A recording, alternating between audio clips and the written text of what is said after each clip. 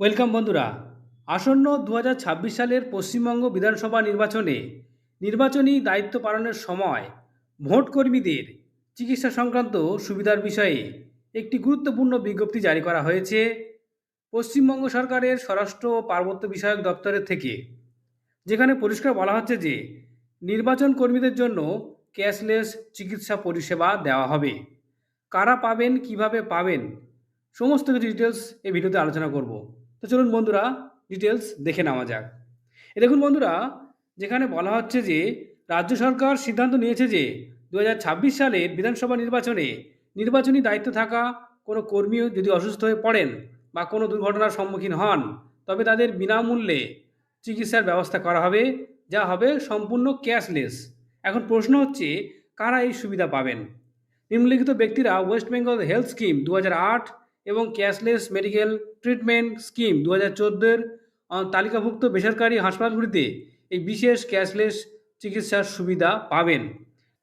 কারা এই সুবিধা পাবেন? ভোটকর্মীরা, নির্বাচনের কাজে যুক্ত এমন সমস্ত কর্মী যারা আগে থেকে West Bengal health for all employees and pensioners cashless medical treatment scheme 2014-এর অন্তর্ভুক্ত নন।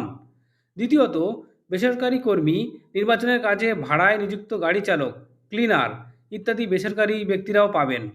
আর পাবেন কারা? ইঞ্জিনিয়াররা, যারা বিইএল বা ইসিআইএল এর সেই সমস্ত ইঞ্জিনিয়াররা যারা first level checking, EVM commissioning, তারপরে ভোটের দিন এবং গণনার দিন কাজ করবেন, তারাও পাবেন। এছাড়া পাবেন নিরাপত্তারক্ষী যারা রয়েছেন, তারাও কিন্তু পাবেন। বিশেষ করে এসএপিএস, রাজ্য পুলিশ, কলকাতা পুলিশ, হোমগার্ডের সমস্ত নিরাপত্তারক্ষী যারা 2014 সালের এই ক্যাশলেস চিকিৎসা স্কিমের আওতাভুক্ত নন।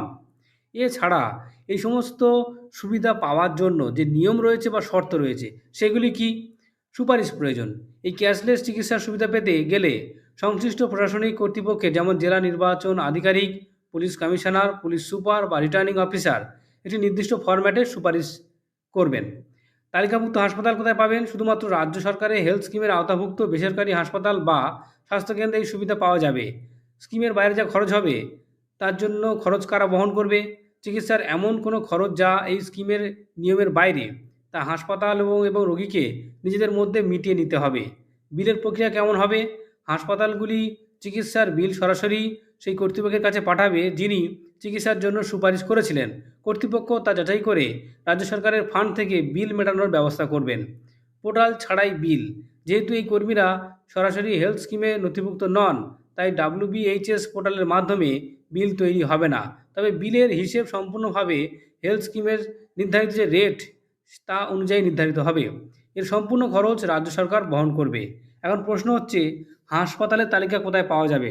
রাজ্য সরকার হেলথ স্কিমে তালিকাভুক্ত বেসরকারি হাসপাতালগুলির তালিকা আমি একটা ওয়েবসাইট দিয়ে দেবো এই ভিডিও ডেসক্রিপশন বক্সে, সেখান থেকে আপনারা পেয়ে যাবেন। ভিডিওটি কেমন লাগলো অবশ্যই জানাবেন, আর অবশ্যই লাইক করবেন, শেয়ার করবেন, আর চ্যানেলটিকে সাবস্ক্রাইব করে রাখবেন। ধন্যবাদ।